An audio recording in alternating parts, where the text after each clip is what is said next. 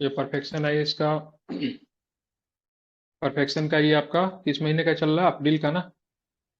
अप्रैल का है। और आपका कौन सा है? तो वॉल्यूम 5 का करंट अफेयर्स है। ठीक है, आज हम लोग देखेंगे महत्वपूर्ण दिवस। महत्वपूर्ण दिवस मैंने कल के क्लास में करवा दिया था, लेकिन वीडियो आई थिंक रिकॉर्डिंग नहीं हो पाई थी, तो इसलिए इसको हम लोग थोड़ा सा देख लेते हैं। ठीक है, शॉर्टकट में ही देखेंगे, कोई दिक्कत नहीं है, और केवल तारीख को देखते हुए चलेंगे। ठीक है, 3 मार्च की बात करेंगे तो विश्व वन्य जीव दिवस मनाते हैं। ठीक है, कौन सा दिवस मनाते हैं? तो 3 मार्च को विश्व वन्य जीव दिवस मनाते हैं। ठीक है, और यहाँ पे ध्यान में रखेंगे मनाने का रीजन क्या है। तो 3 मार्च 1973 को वन्य जीवों और वनस्पतियों की लुप्त प्राय प्रजातियों में अंतर्राष्ट्रीय व्यापार एवं कन्वेंशन को लेकर साइट्स को अपनाया गया था। ठीक है, और साइट्स का काम क्या होता है? तो ध्यान रखिए, साइट्स का काम क्या होता है? ये सुनिश्चित करता है कि जंगली जानवरों और पौधे के नमूनों के अंतर्राष्ट्रीय व्यापार से प्रजातियों के अस्तित्व को मतलब क्या रखे, बचा के रखे। ठीक है, हमने कल साइट्स का फुल फॉर्म भी बताया था। तो साइट्स का फुल फॉर्म क्या होगा? तो साइट्स का फुल फॉर्म होता है the convention on international trade in endangered species of wild fauna and flora. ठीक है, क्या होता है? The convention on international trade in endangered species of wild, ठीक है, फौना एंड फ्लोरा जो होता है साइट्स का फुल फॉर्म होता है। ठीक है, स्थापना कब हुई थी? तो 1973 को हुई थी, 3 मार्च की इसकी स्थापना हुई थी। इसी दिन को याद करते हुए क्या मनाते हैं? तो हम लोग विश्व वन्य जीव दिवस मनाते हैं। ठीक है, अब आते हैं 8 मार्च को कौन सा दिवस मनाया गया। ठीक है, सारे के सारे मार्च के ही आएंगे, तो कौन सा दिवस 8 मार्च को? तो अंतर्राष्ट्रीय महिला दिवस की बात करेंगे, 8 मार्च को मनाया जाता है। ठीक है, ध्यान में रखिएगा। थीम क्या था इस बार? तो इस बार का थीम ध्यान में रखिएगा, यह दिन महिलाओं की समानता में तेजी लाने के लिए कार्रवाई के आह्वान का प्रतीक है। ठीक है, और साथ में देखेंगे महिलाओं को निवेश में प्रगति में तेजी लाए। ठीक है, इस बार का क्या था? थीम था। 13 मार्च को मनाया जाता है धूम्रपान निषेध दिवस मनाया जाता है। ठीक है, क्या मनाते हैं? तो 13 मार्च को क्या मनाते हैं? धूम्रपान निषेध दिवस की बात करेंगे, कितने मार्च को मनाते हैं? 13 मार्च को मनाते हैं। ठीक है, क्यों, रीजन क्या है? तो ध्यान में रखिएगा 13 मार्च के, लेकिन इसमें भी ये भी एक चीज को ध्यान में रखना है, ये मार्च के, हर साल मार्च के दूसरे बुधवार को मनाया जाता है। ठीक है, मतलब ये 13 मार्च को मनाया जाएगा ये जरूरी नहीं है, इस पर मनाया गया है हर साल। ठीक है, मार्च के दूसरे बुधवार को ये दिवस मनाते हैं। रीजन क्या है? तो पहला धूम्रपान निषेध दिवस 1984 में यूनाइटेड किंगडम में इस मतलब इसे बुधवार को दिन मनाया गया था। ठीक है, तभी से मतलब क्या करते हैं, इसको बुधवार के दिन ही मनाते हैं। तो मार्च के दूसरे, ठीक है, मार्च महीने के दूसरे बुधवार के दिन इस दिवस को मनाया जाता है। ठीक है, चौदह सर मार्च को नदियों के लिए एक 31 मई को भी मनाया जाता है ना ऐसा कुछ? नो धूम्रपान टोबैको डे निषेध मनाया जाता है दिवस। 31 मई को। ठीक है, धूम्रपान निषेध नहीं होता, नो टोबैको होता है। ठीक है, कौन सा होता है? नो टोबैको डे होता है। ठीक है, चलिए आप देखेंगे 14 मार्च को नदियों के लिए अंतर्राष्ट्रीय कार्रवाई दिवस मनाते हैं। ठीक है, क्या मनाते हैं? 14 मार्च को नदियों के लिए अंतर्राष्ट्रीय कार्रवाई दिवस को मनाया जाता है। ठीक है, ध्यान रखेंगे। इस बार का थीम क्या था? वाटर फॉर ऑल, सभी के लिए पानी जो था, इस बार का क्या था? थीम था। नदियों के लिए अंतर्राष्ट्रीय कार्रवाई दिवस की जड़ मार्च 1997, ठीक है, 1997 में ब्राजील के कुट्रीबा में आयोजित बांधों से प्रभावित लोगों की पहली अंतर्राष्ट्रीय बैठक से है। ठीक है, मतलब 1997 में सबसे पहली बार बैठक होती है ब्राजील के कुट्रीबा में, जो कि मतलब बांधों से प्रभावित लोगों की पहली अंतर्राष्ट्रीय बैठक की। तभी से मतलब 14 मार्च को इस दिवस को क्या करते हैं? याद करते हैं। ठीक है, ध्यान रखिएगा। 14 मार्च को नदियों के लिए कार्रवाई का दिन घोषित किया गया। ठीक है, मतलब एक्शन फॉर रिवर। ठीक है, ध्यान में रखेंगे 14 मार्च को दिन इंपॉर्टेंट है, क्योंकि क्या मनाते हैं 14 मार्च को? तो नदियों के लिए अंतर्राष्ट्रीय कार्रवाई दिवस। ठीक है, 16 मार्च को क्या मनाते हैं? राष्ट्रीय टीकाकरण दिवस मनाते हैं 16 मार्च को। इसमें से जितने भी करंट अफेयर्स आपने देखा है, सबसे महत्वपूर्ण जो यही है, 16 मार्च का टीकाकरण दिवस, वो भी राष्ट्रीय टीकाकरण दिवस है, कई बार एग्जाम में पूछा गया है। रीजन क्या है? तो राष्ट्रीय टीकाकरण दिवस की बात करेंगे, तो राष्ट्रीय टीकाकरण दिवस टीकों के महत्व के बारे में जागरूकता पैदा करने का विशेष दिन है। कल मैं पढ़ा दिया था, फिर मैं रिपीट कर रहा हूँ। ठीक है, 1988 में विश्व स्वास्थ्य संगठन ने दुनिया को पोलियो से मुक्ति दिलाने के लिए वैश्विक पोलियो उन्मूलन पहल मतलब क्या की थी? शुरू की थी। तो विश्व स्वास्थ्य संगठन मतलब WHO ने, ठीक है, कब मतलब दुनिया को पोलियो से मुक्ति दिलाने के लिए वैश्विक पोलियो उन्मूलन शुरू किया था? तो 1988। 1988 में। ठीक है, क्या क्या था? 1988 में। अब पोलियो का टीका तो आप लोग जानते हैं एक ऐसा टीका है जिसको मौखिक रूप से मतलब टीका को मतलब क्या होता है? प्रदान किया जाता है। ठीक है, जिंदगी के मतलब ओरल इसका रूप ये। में दिया जाता है। ठीक है, मतलब इसको ना क्या बोलते हैं, उसको ओरल के रूप में, तो वैक्सीन के रूप में नहीं देते हैं। ठीक है, आप देखेंगे 1995 में भारत सरकार ने देश में पोलियो को खत्म करने के लिए पल्स पोलियो टीकाकरण कार्यक्रम शुरू किया। तो WHO के द्वारा यह अभियान की बात करेंगे तो 1988 में ही शुरू हो गई थी, लेकिन भारत सरकार के द्वारा इसको कब मनाया गया, कब अपनाया गया, तो क्या बताएंगे? कब 1995 में। अपनाया गया? तो 1995 में भारत सरकार के द्वारा इसको वो किया गया। ठीक है, आप इसे याद रखेंगे, इंपॉर्टेंट है। आप देखेंगे, आप लोग जानते हैं 21 मार्च को मनाया जाता है विश्व वानिकी दिवस मनाया जाता है। ठीक है, कितने तारीख को मनाते हैं विश्व वानिकी दिवस? ठीक है, तो 21 मार्च को मनाते हैं। ठीक है, कब मनाते हैं? 21 मार्च की बात करेंगे तो विश्व वानिकी दिवस मनाया जाता है। ठीक है, संयुक्त राष्ट्र महासभा ने वनों की महत्वपूर्ण भूमिका के बारे में जागरूकता बढ़ाने और उनके संरक्षण और टिकाऊ प्रबंधन के प्रयासों को प्रोत्साहित करने के लिए, ठीक है, 2012 से विश्व वानिकी दिवस की क्या की है? स्थापना की है। ठीक है, मतलब 2012 से ही मतलब क्या होते हैं, विश्व वानिकी दिवस को मनाया जाता है। इस बार का थीम क्या था? तो ध्यान रखें, वन और नवाचार, बेहतर दुनिया के लिए नए समाधान की बात करेंगे। तो इस बार का मतलब क्या था? थीम था। ठीक है, इसको आपको ध्यान में रखना चाहिए। तो आगे क्या प्रश्न वो भी जरा देखते हैं। ठीक है, 22 मार्च को क्या मनाया गया था? 22 मार्च को मनाएगा विश्व जल दिवस मनाएगा। क्या मनाते 22 मार्च को? विश्व, विश्व जल दिवस। ठीक है, जल दिवस। थीम की बात करेंगे, थीम क्या है? Water for piece Samriddhi. And prosperity. ठीक है, क्या था theme? Water for piece and prosperity, मतलब समृद्धि और शांति के लिए क्या था? जल की बात करेंगे। इस बार का क्या है? थीम है, जल। इंपॉर्टेंट है, इसका थीम ध्यान में रखेंगे। ठीक है, पर्यावरण और विकास पर। ठीक है, पर्यावरण विकास पर। ठीक है, 1992 के संयुक्त राष्ट्र सम्मेलन की सिफारिशों के बाद संयुक्त राष्ट्र महासभा ने 1993 में 22 मार्च को विश्व जल दिवस के रूप में नामित किया। मतलब 1993 से हम लोग क्या करते हैं? 22 मार्च को, ठीक है, 1993 से हम लोग 22 मार्च को कौन सा दिवस मनाते हैं?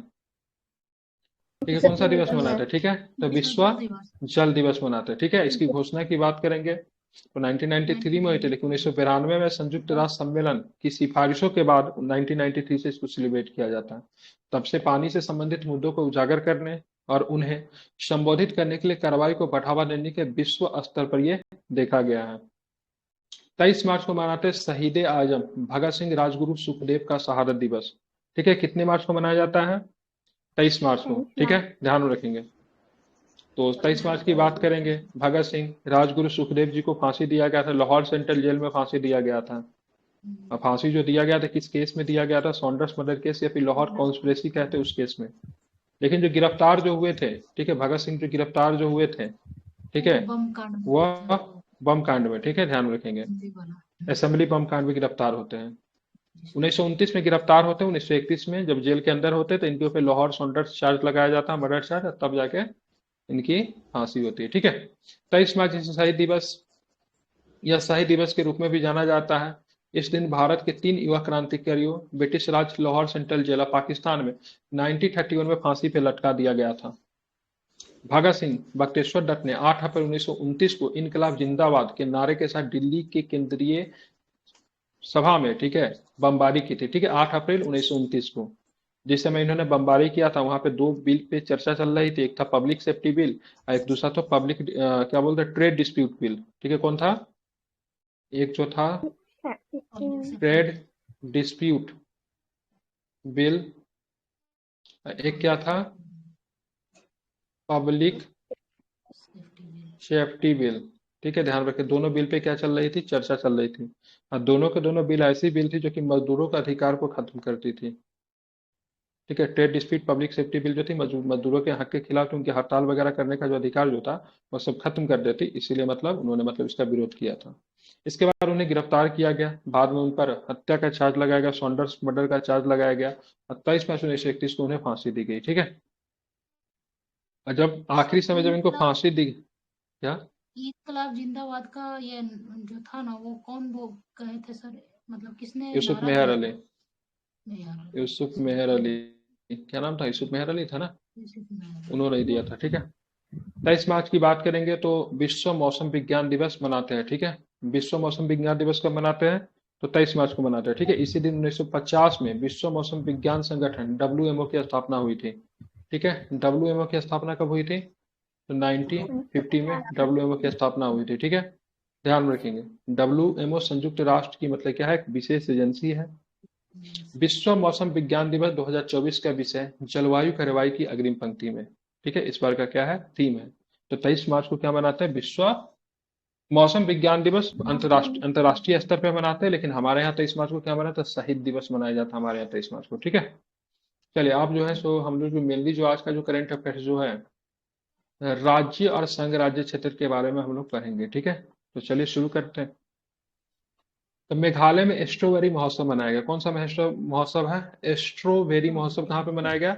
मेघालय में। मेघालय। ठीक है, ध्यान रखिए, यहाँ की रसीली स्ट्रॉबेरी अपनी मिठास के लिए पूरे देश भर में मशहूर है। ठीक है, मेघालय का मेघों का देश कहते हैं। ठीक है, तो यहाँ पे कौन सा उत्सव मनाया गया?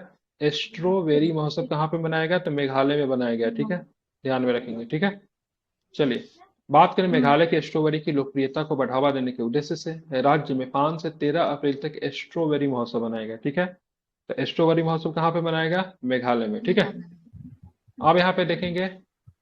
ठीक है, मतदान को बढ़ावा देने के लिए, ठीक है, एक मिशन की शुरुआत हुई जिसको बोलते हैं 414 मिशन है। ठीक है, कौन सा है? 414 अभियान की बात करेंगे।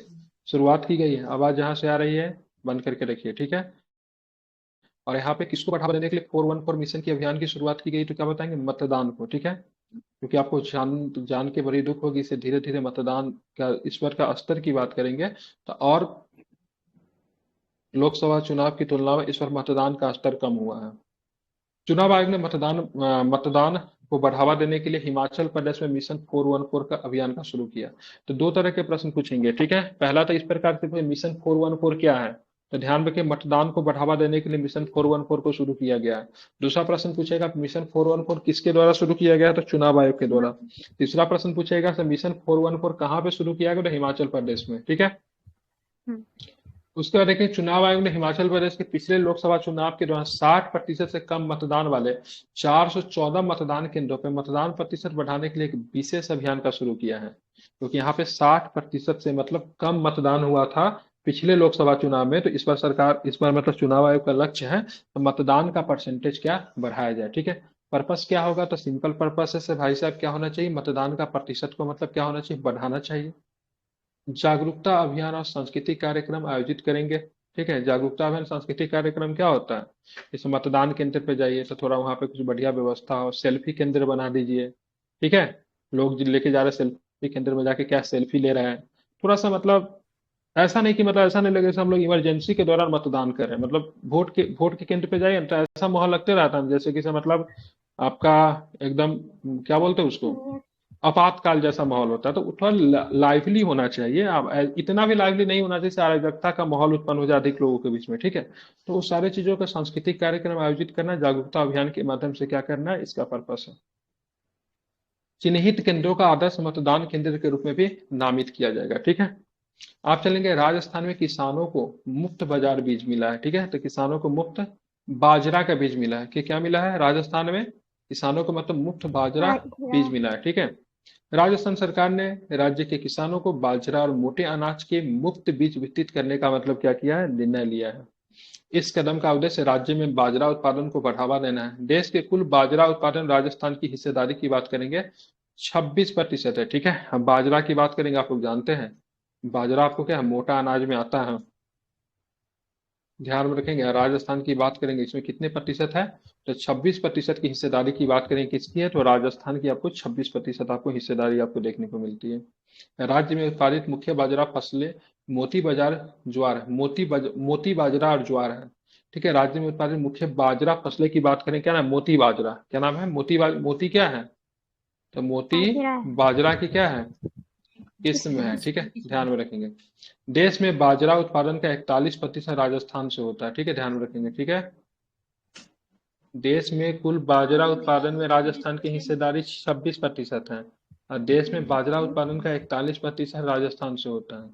अच्छा, हमको उतना याद नहीं रखना है, हमको बस इतना ध्यान में रखना है बाजरा उत्पादन में राजस्थान अग्रणी है। ठीक है, चलिए ओवरऑल आई थिंक मोटा अनाज के उत्पादन में भी राजस्थान अग्रणी है ना? मोटे अनाज में राजस्थान मोटा अनाज में अग्रणी हो गया था, दूध में अग्रणी हो गया था और शायद ऊन के उत्पादन में भी राजस्थान अग्रणी हो गया था। अब चलते हैं राजस्थान की सरकार का 2 बच्चों का नियम। राजस्थान का सरकार के क्या 2 बच्चों का नियम निकल कर देखते हैं इसको फॉलो कैसे होती है। सुप्रीम कोर्ट ने राजस्थान सरकार के 2 बच्चों के नियम को मंजूरी दे दी है, मतलब 2 चाइल्ड पॉलिसी। ठीक है, तो कौन सा 2 चाइल्ड पॉलिसी कौन लेकर आया है? ठीक है, कौन लेकर आया है 2 चाइल्ड पॉलिसी? राजस्थान लेकर आया। ठीक है, हाँ ध्यान में रखिएगा, ये व्यक्तिगत अधिकार भी होता है, इसलिए मामला सुप्रीम कोर्ट में जाना स्वाभाविक है। ठीक है, इसलिए मामला सुप्रीम कोर्ट में गया, सुप्रीम कोर्ट ने मतलब क्या किया? इसकी मंजूरी दे दी है। ठीक है, आप चलेंगे देखेंगे इस नियम में क्या है। इसने राजस्थान पुलिस इसने इसने राजस्थान पुलिस अधिनियम सेवा नियम 1989 के नियम 24(4) को गैर भेदभावपूर्ण और असंवैधानिक माना। यह उम्मीदवार को, ठीक है, प्रति उम्मीदवार 2 बच्चों की अधिकतम सीमा निर्धारित करता है। सुप्रीम कोर्ट द्वारा 2023 में जावेद बनाम हरियाणा राज्य मामले में, ठीक है, ध्यान में रखिएगा, कौन सा मामला था? 2003 की मामला थी। कौन सी मामला थी? जावेद बनाम हरियाणा राज्य मामले में दिए गए फैसले में इसी तरह के प्रावधान को क्या रखा है? बरकरार रखा गया था। ठीक है, इसे पंचायत चुनाव लड़ने के लिए पात्रता शर्त के रूप में भी पेश किया गया था। अगर 2 से अधिक बच्चे होंगे तो आप पंचायत के चुनाव नहीं लड़ सकते हो। ठीक है, तो सुप्रीम कोर्ट की एक केस भी निकल कर आती है, जावेद बनाम हरियाणा राज्य 2003 का जो मामला जो था, ठीक है, इसी तरह के प्रावधान को बरकरार रखा गया था। तो 2 बच्चे से ज्यादा नहीं होने चाहिए। ठीक है, ये जरूरी भी है क्योंकि जनसंख्या नियंत्रण में परिवार नियोजन की बात करेंगे तो इंपॉर्टेंट भी है। ठीक है, और दूसरी बात ही बात करेंगे परिवार नियोजन या फिर जनसंख्या नियंत्रण, तो इस समवर्ती सूची का भी विषय है। ठीक है, मतलब अगर चाहे तो केंद्र सरकार भी इस पे क्या कर सकती है? एक अखिल भारतीय को लेकर कानून बना सकती है केंद्र सरकार भी। ठीक है, ध्यान में रखेंगे, राज्य सरकार भी बना सकती है, लेकिन अगर केंद्र सरकार बनाएगी तो केंद्र सरकार के कानून जो है क्या हो जाएगा? सर्वोपरि हो जाएगा इनमें। ठीक है, तो ध्यान में रखें, मतलब राज्य सरकार, राजस्थान की सरकार किस प्रकार की पॉलिसी लेकर आई है? तो 2 चाइल्ड पॉलिसी, और साथ में हाई कोर्ट का भी मतलब क्या हो गया? उनको अनुमति मिल गया। बिहार की अदालत ने तमिलनाडु के मंत्री उदयनिधि को समन जारी किया है। ठीक है, तमिलनाडु का एक मंत्री था, ठीक है, गधा है, ठीक है, क्या नाम है उसका? उदयनिधि, वहां के मुख्यमंत्री का ये बेटा है। ठीक है, उसको समन जारी किया है। ठीक है, सनातन धर्म की तुलना बीमारी से करने पे तमिलनाडु के खेल मंत्री उदयनिधि स्टालिन को बिहार की जिला अदालत ने क्या किया? तलब किया है। ठीक है, बिहार के आरा आरा की, ठीक है, जिला अदालत ने समन जारी किया है। कोर्ट के मुताबिक इस बयान से सनातन धर्म में आस्था रखने वाले एक वर्ग की भावना को मतलब क्या पहुंची है? ठोस पहुंची है। ठीक है, तो यहाँ पे उदयनिधि स्टालिन की बात करेंगे तो तमिलनाडु के मुख्यमंत्री स्टालिन का पुत्र है और खेल मंत्री भी है। तो इस तरह का विवादित बयान देकर उसने, ठीक है, गलत कार्य किया। इसलिए मतलब क्या हुआ? एक आरा की अदालत जो है बिहार की, जिला सत्र न्यायालय समझ लीजिए, उसने मतलब क्या है? एक समन जारी किया। ठीक है, ध्यान में रखेंगे। उत्तर प्रदेश में बड़े पैमाने पे, ठीक है, बुनियादी ढांचे का मतलब क्या हो रहा है? विस्तार हो रहा है। ठीक है, प्रधानमंत्री नरेंद्र मोदी ने उत्तर प्रदेश के आजमगढ़ में 15 महत्वपूर्ण हवाई अड्डा परियोजनाओं का मतलब क्या किया? उद्घाटन किया। ठीक है, 15 महत्वपूर्ण हवाई अड्डा परियोजनाओं का क्या किया? उद्घाटन किया। कहाँ पे? उत्तर प्रदेश की आजमगढ़ में। ठीक है, आप देखेंगे इसके संदर्भ में और क्या प्रश्न है। इस प्रोजेक्ट की लागत लगभग बात करेंगे 10,000 करोड़ लागत है। कितनी लागत है? 10,000 करोड़ जो है इस प्रोजेक्ट का लागत है। ठीक है, क्या क्या होगा? तो देखेंगे, इसमें एक हवाई अड्डा होगा, हवाई अड्डे, नए हवाई अड्डे विस्तारित टर्मिनल, भविष्य के हवाई अड्डे की आधारशिला और अन्य सहायक सुविधाओं का भी मतलब यहाँ पे मिश्रण शामिल है। वित्तीय वर्ष 2023-24 में भारतीय विमानपत्तन प्राधिकरण, इसको क्या बोलते हैं? एयरपोर्ट अथॉरिटी ऑफ इंडिया कहते हैं ना, ने पहले चेन्नई, पोर्ट ब्लेयर, सूरत और तिरुचिरापल्ली हवाई अड्डों का अत्याधुनिक नए एकीकृत टर्मिनल भवनों का संचालन शुरू कर दिया है। ठीक है, तो कहाँ पे? चेन्नई में, पोर्ट ब्लेयर में, सूरत में, तिरुचिरापल्ली हवाई अड्डे पर अत्याधुनिक नए एकीकृत टर्मिनल का मतलब क्या किया? इन्होंने संचालन शुरू कर दिया। अब मोदी जी मतलब कहाँ गए? उत्तर प्रदेश के 10,000 करोड़ की लागत से आजमगढ़ में भी उन्होंने क्या किया है? तो वहाँ वहां पर भी उन्होंने हवाई अड्डे की नींव रख दी है, उससे संबंधित चीजों की भी आधारशिला रखी है, जिसमें से कितना बजट गया है? प्रोजेक्ट का बजट कितना है? तो 10,000 करोड़। उत्तर प्रदेश में किसानों के लिए बिजली बिल माफ हुआ है। ठीक है, ध्यान, उत्तर प्रदेश में किसानों के लिए क्या हुआ है? तो बिजली बिल माफ किया गया है। ठीक है, उत्तर प्रदेश सरकार ने किसानों के स्वामित्व वाले निजी ट्यूबवेलों के बिजली बिलों को पूरी तरह से माफ करने की घोषणा की है। ठीक है, कब से प्रभावी होगी? तो ये कार्यक्रम की बात 1 अप्रैल 2023 से मतलब क्या होगी? प्रभावी होगी। ठीक है, कब से प्रभावित होगी? तो 1 अप्रैल 2023 से क्या होगी? प्रभावी होगी। ठीक है, ये महत्वपूर्ण नीति क्रियान्वयन को सुविधाजनक बनाने के लिए उत्तर प्रदेश सरकार ने 24-25 के बजट में, ठीक है, 1800 करोड़ रुपए की अतिरिक्त पर्याप्त राशि भी निर्धारित की है। ठीक है, ताकि किसानों का मतलब क्या किया जाए? तो उनका बिजली बिल मतलब क्या किया जाए? माफ किया जाए। ठीक है, ध्यान में रखेंगे। ठीक है, तो किस राज्य की सरकार ने किसानों के लिए बिजली बिल माफ करने के लिए अपने बजट में अतिरिक्त राशि का आवंटन किया है? तो किस राज्य की सरकार? उत्तर प्रदेश की सरकार। ठीक है, 2 चाइल्ड पॉलिसी लेकर किस राज्य की पंजाब सरकार किया लेकर है, आया है? पंजाब किया राजस्थान, था, वो किया था, हमको नहीं पता है, बहुत सारे राजस्थान। राज्य करती है, कोई नया बात नहीं, किसानों का बिल माफ हो जाएगा। ठीक है, बहुत सारा राज्य करते हैं। ठीक है, तो 2 चाइल्ड पॉलिसी की बात करेंगे, राजस्थान। ठीक है, चलिए, अब चलना है बजट 2023 में 100% छूट का वादा किया गया था, और नवीनतम, इनका मैक्यू को हो रहा है, और नवीनतम घोषणा के साथ सरकार ने इस प्रतिबद्धता का पूरी तरह से मतलब क्या हो गया है? पालन किया है। ठीक है, अब यहाँ पे देख, कर्नाटक में एआई के लिए विश्व स्तरीय केंद्र बनकर उभरा है, ठीक है। एआई की बात करेंगे, आर्टिफिशियल इंटेलिजेंस होता है, और इसके लिए कर्नाटक की बात करेंगे, विश्व स्तरीय मतलब केंद्र बनकर क्या हुआ, उभरा है, ठीक है। कर्नाटक WEF, ठीक है, मतलब विश्व आर्थिक फोरम। WEF का मतलब क्या होता है, वर्ल्ड इकोनॉमिक फोरम होता है, जिसको विश्व आर्थिक फोरम भी कहते हैं। राज्य में, ठीक है, आर्टिफिशियल इंटेलिजेंस के लिए विश्व स्तरीय केंद्र स्थापित करने पर सहमत है, ठीक है। तो विश्व स्तरीय, ठीक है, मतलब वर्ल्ड रिकोगनाइज्ड अगर बात करेंगे एआई का मतलब सेंटर जो होगा कहाँ पे बनेगा, भारत में, ठीक है, कहाँ पे बनेगा, कर्नाटक कर्नाटक में में बनेगा, ठीक बना है। यह भारत में एआई को समर्पित, ठीक है, वर्ल्ड इकोनॉमिक फोरम का एकमात्र केंद्र होगा, ठीक है, ध्यान में रखेंगे, ठीक है। एआई को समर्पित भारत में क्या होगा, तो एकमात्र केंद्र होगा। कहाँ पे होगा एकमात्र केंद्र, कहाँ पे होगा, तो ध्यान कर्नाटक। रखें, कर्नाटक में होगा, ठीक है, ध्यान में, कहाँ पे होगा, कर्नाटक में होगा, ठीक है। तो एआई को समर्पित भारत में एकमात्र केंद्र की बात करेंगे, कहाँ पे होगा, कर्नाटक में होगा, कर्नाटक। ठीक है। कर्नाटक में केंद्र, world economic forum centre for the, ठीक है, फोर्थ इंडस्ट्रियल रेवोल्यूशन नेटवर्क का हिस्सा होगा, ठीक है।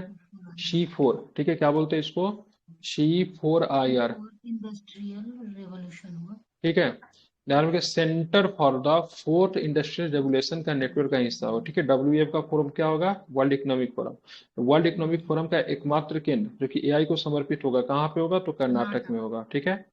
केंद्र उद्योग अकादमी की बात करेंगे, तो केंद्र उद्योग अकादमी नेटवर्क स्थापित करने में मतलब क्या निभाएगा, तो महत्वपूर्ण भूमिका निभाएगा, ये भी आपको ध्यान में रखना चाहिए, ठीक है। कटक रूपा ताराकाशी, ठीक है, उड़ीसा का है ये, उड़ीसा का ही है ना भाई, उड़ीसा के, ठीक। कटक रूपा ताराकाशी क्या होता है, सिल्वर फिलिग्री कहते हैं, क्या बोलते हैं, सिल्वर फिलिग्री कहते हैं, ठीक है। अब बांग्लार मसलिन, क्या नाम है इसका, बांग्लार मसलिन को भौगोलिक संकेत जीआई टैग मिला है, ठीक है। तो सिल्वर फिलिग्री को, बांग्लार मसलिन को भौगोलिक संकेत जीआई टैग मिला गया, और कहाँ का है ये, तो ओडिशा का है, कहाँ का है ये, ओडिशा का है, ठीक है, ध्यान में रखेंगे, ओडिशा का है, ठीक है।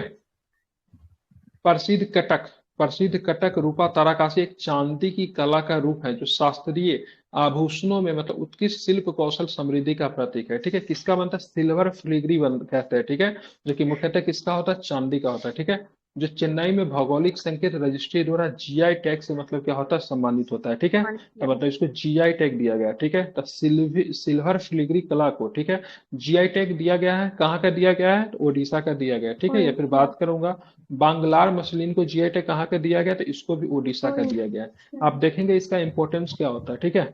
इसका नेतृत्व ओडिशा सरकार के कपड़ा और हस्तशिल्प विभाग के सहयोग से ओडिशा राज्य सहकारी हस्तशिल्प निगम लिमिटेड के द्वारा किया जाता है, ठीक है। ऐतिहासिक साक्ष्य इंगित करते हैं कि फिलाग्री का काम जो अपने जटिल डिजाइनों के लिए जाना जाता है, लगभग 500 साल पहले भारत से इंडोनेशियाई के रास्ते कटक लाया गया था। ये बड़ा इंपॉर्टेंट हो जाएगा।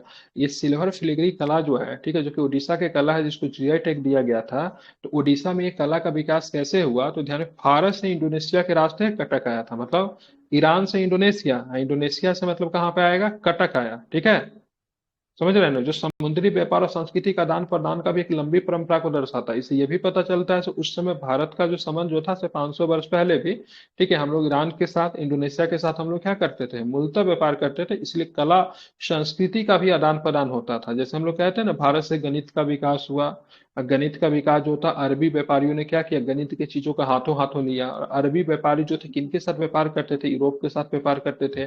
और भारत से कला विज्ञान, ठीक है, गणित का क्षेत्र जो गणित का जो था, वो कहाँ पे चल गया, यूरोप में चला गया। यूरोपियन लोग क्या थे, चालाक थे, उन्होंने उसका क्या किया, तो उन्होंने उनपे अपना हक जता लिया से मेरे यहाँ से आ, लेकिन कैसे गया, भारत से गया।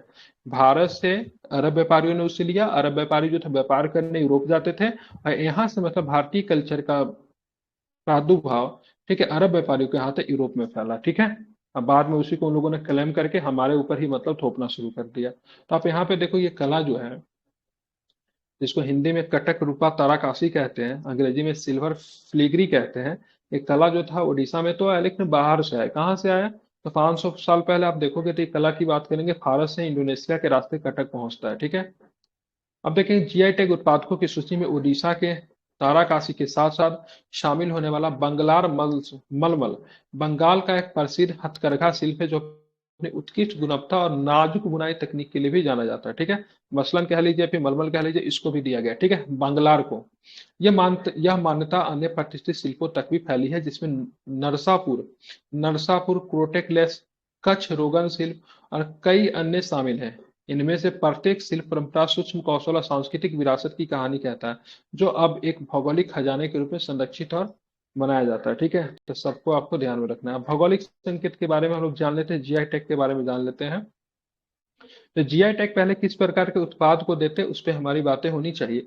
तो इसे ऐसे उत्पाद की पहचान को सूचित किया जाता है जो किसी विशेष स्थान से आता है। ठीक है, मतलब ऐसा नहीं कि सब जगह मिल रहा है। ठीक है, उसका एक प्रॉपर स्थान होना चाहिए जो कि केवल उसी विशेष स्थान में पाया जाता है। ठीक है, और उस क्षेत्र के कारण गुण और प्रतिष्ठा वो अपना रखता है, जैसे मुजफ्फरपुर की शाही लीची। ठीक है, भागलपुर का नहीं का, वैशाली का ना सिलाब खा जाए, कहाँ का है। फिर का ठीक है, सर नालंदा का सिलाव खाजा। हाँ तो बस वैशाली, नालंदा। हाँ नालंदा में पड़ेगा। ठीक है, नालंदा का सिलाब खा जाए। ठीक है, तो ये सब क्या होगा, उसी क्षेत्र में केवल पाया जाता है। ठीक है, माइक बंद कीजिए, किन्ने माइक खोल दिया, इतना ही को होने लगा।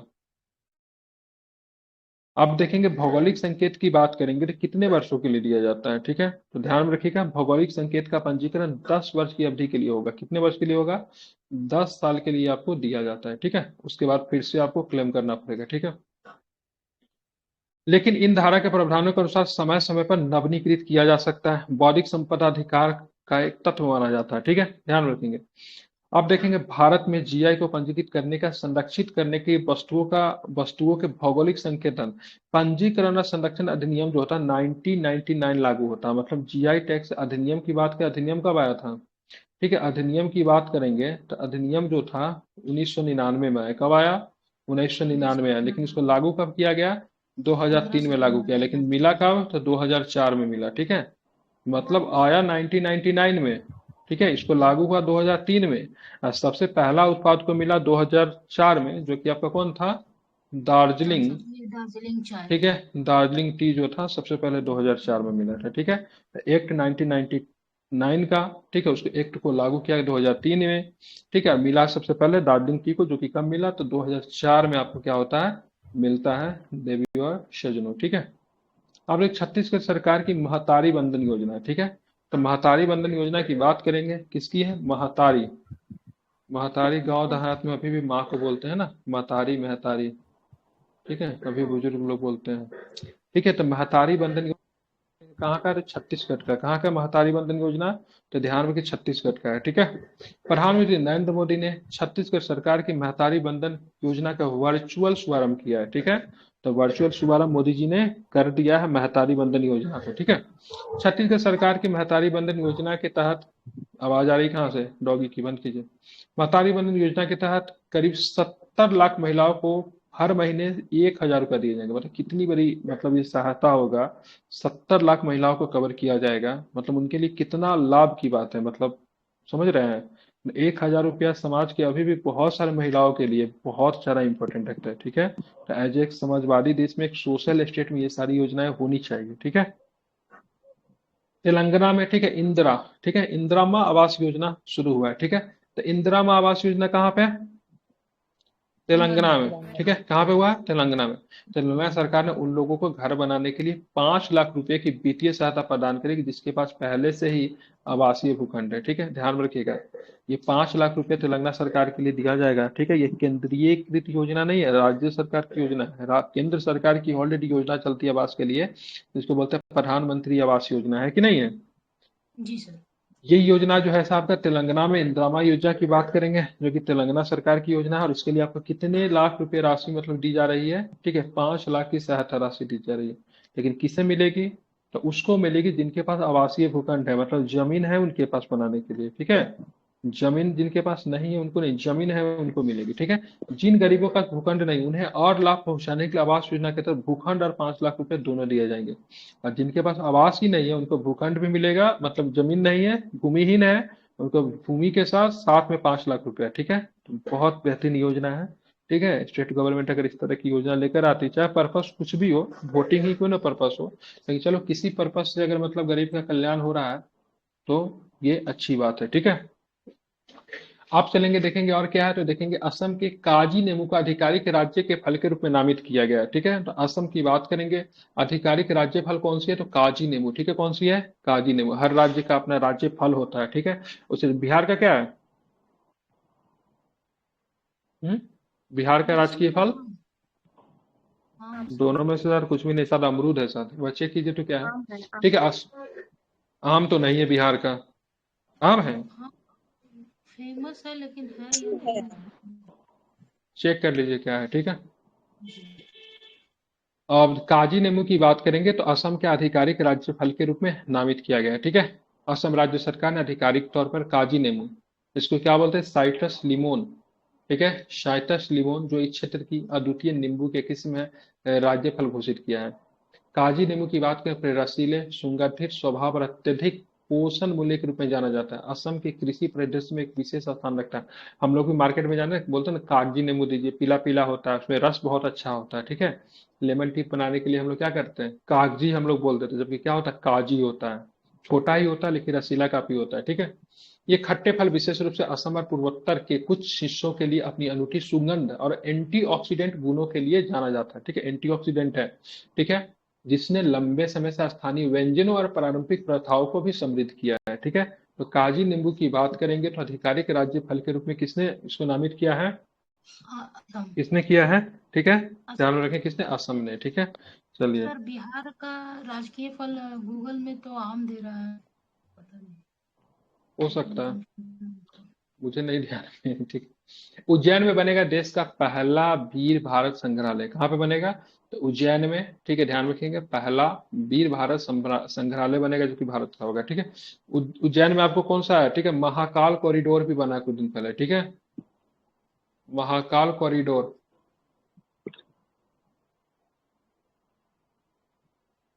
अब देखेंगे तो उज्जैन की बात करेंगे तो उज्जैन में आपको क्या बनने जा रहा है, तो देश का पहला वीरगाथा, ठीक है, क्या बनने जा रहा है, देश का पहला वीरगाथा संग्रहालय की बात करेंगे, कहाँ पे बनेगा, तो उज्जैन में बनेगा, ठीक है। मध्य प्रदेश के उज्जैन में संग्रहालय के लिए ऐतिहासिक धरोहर सिंधिया रियासत के 136 वर्ष पुराने कोठी पैलेस को उपलब्ध कराया गया है, ठीक है।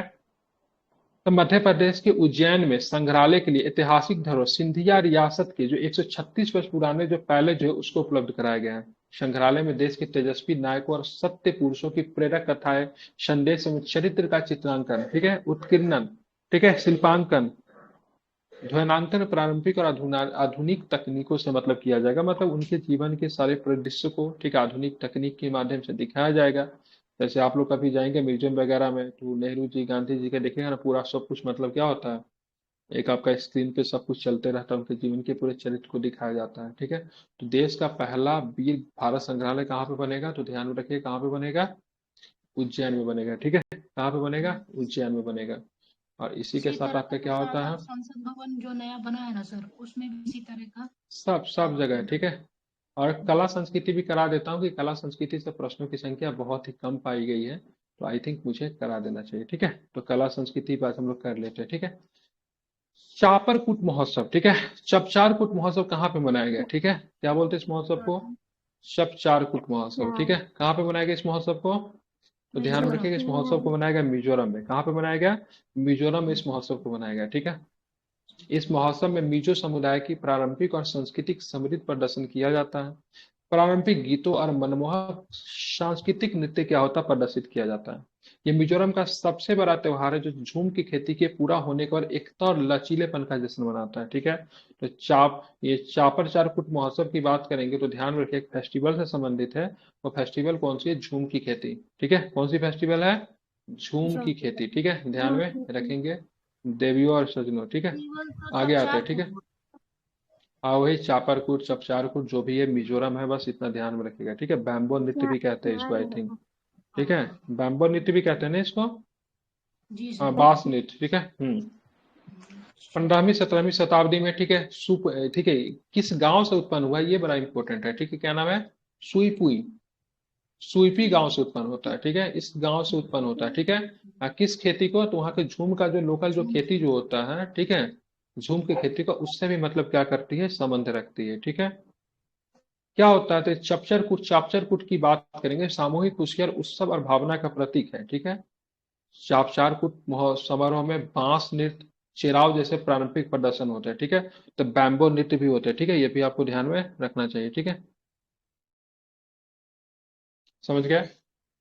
अरुणाचल प्रदेश के तवांग जिले में गोरसम कोरा उत्सव संपन्न हुआ है, ठीक है, कौन सा उत्सव हुआ है, ठीक है, अरुणाचल प्रदेश के तवांग अच्छा। जिले में, ठीक है, कौन सा जिला है? अरुणाचल प्रदेश का तवांग जिला, ठीक है, सीमावर्ती जिला में आता है तवांग, ठीक है। कौन सा जी सर। उत्सव शुरू हुआ? तो गोरसम कूरा, क्या नाम है इसका? उत्सव का नाम क्या है? तो गोरसम कूरा गोरसम। की बात करेंगे, गोरसम कोरा की बात करेंगे, उत्सव का नाम है, ठीक है। कहाँ पे शुरू हुआ है? तो अरुणाचल प्रदेश के तवांग आंध्र में। प्रदेश के तवांग जिले में। 13वीं शताब्दी में लामा प्रधान, ठीक है, लामा की बात करेंगे, वहां पे बौद्ध धर्म से संबंधित है लामा, ठीक है, ध्यान रखेंगे, ठीक है। तवांग में आपको बौद्ध मठ भी आपको देखने को मिलेगा। तो 13वीं शताब्दी में लामा प्रधान द्वारा निर्मित 93 फीट ऊंचे स्तूप, ठीक है, गोरसम, क्या नाम है? गोरसम, गोरसम चोटेन में आयोजित इस कार्यक्रम का आयोजित नागरिक अधिकारियों के सहयोग से, ठीक है, जेमी थांग समुदाय के द्वारा किया गया था, ठीक है। किस समुदाय के द्वारा? जेमी थांग समुदाय के द्वारा, ठीक है, समझ गए। इस बार का थीम की बात करेंगे तो इस समारोह का जो थीम जो है, ठीक है, समारोह का नाम क्या है? ध्यान में रखिएगा, ठीक है। गोरसम कोरा तमांग में मनाते हैं, ठीक है। शून्य अपशिष्ट महोत्सव, इसका आयोजन जेमी थांग के स्थानीय समुदाय द्वारा नागरिक अधिकारों के सहयोग से किया जाता है, मतलब इस समुदाय का नाम इंपॉर्टेंट हो गया। जो गोरसम कोरा त्योहार जो किसके द्वारा मनाते हैं? तो जेमी थांग, जेमी ठीक है, किस थान। समुदाय के द्वारा मनाते हैं? तो जेमी थांग समुदाय के द्वारा इसको क्या करते हैं? सेलिब्रेट करते हैं, ठीक है। अब पुस्तक और लेखक भी आज पढ़ लेते हैं, ठीक है। कुछ पुस्तकें आई है जिसका नाम है the dilemma of an Indian liberal, ठीक है, the dilemma of an Indian liberal, ठीक है, अच्छी पुस्तक लग रही है। गुरुचरण दास की किताब है, किसकी है? किसकी किताब है? ठीक है, तो ध्यान रखिएगा, गुरु, ठीक है, गुरुचरण दास की पुस्तक है। पुस्तक का नाम क्या है? The an dilemma Indian of an Indian liberal, ठीक है। नीम का शहद, लिबरल। ठीक है, डॉक्टर राज्यवर्धन आजाद की पुस्तक का नाम क्या है? नीम का शहद, ठीक है, ये सब नहीं आएगा एग्जाम में, बस है तो बस पढ़ लीजिए, ठीक है। नीम का शहद, ठीक है, किसकी पुस्तक है? तो ध्यान रखिएगा, राज्यवर्धन, ठीक है, राज्यवर्धन, ठीक है, आजाद की पुस्तक की बात करें, क्या नाम है? नीम नीम की का शहद, ठीक है, ध्यान में शहद। रखेंगे, ठीक है। कल के क्लास में हम लोग क्या पढ़ने वाले थे? कल के क्लास में हम लोग पढ़े नियुक्ति और इस्तीफा, ठीक है।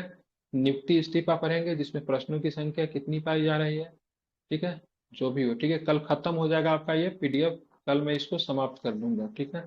हाँ, कल आपका लास्ट क्लास होगा इसका, फिर समाप्त हो जाएगा।